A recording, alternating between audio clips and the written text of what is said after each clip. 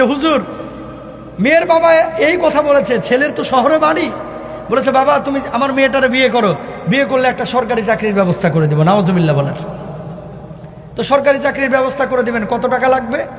12 থেকে 14 লাখ লাগতে পারে। তো বলছে তাও মাইয়াটার বিয়ে করেন। কারণটা কি?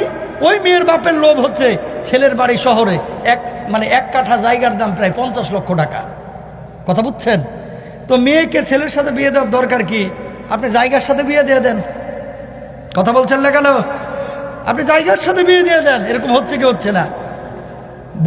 বিবাহ করতে যাচ্ছে, আপনারা বিয়েও দিচ্ছেন, কিন্তু খালি দেখতেছে সম্পদ আছে কিনা, সম্পদ আছে কিনা, ছেলে কত বড় চাকরি করে, ছেলে কত বড় ডিগ্রিধারী, ঠিক কিনা বলেন? অথচ আল্লাহ রাসূল বলছেন সর্বপ্রথম তার সৌন্দর্য, তার বংশমর্যাদা, তার সম্পদ, এগুলো দেখার পরে সবচেয়ে বেশি প্রায়োরিটি দিবা তার দিনদারিতা আছে কিনা নাই।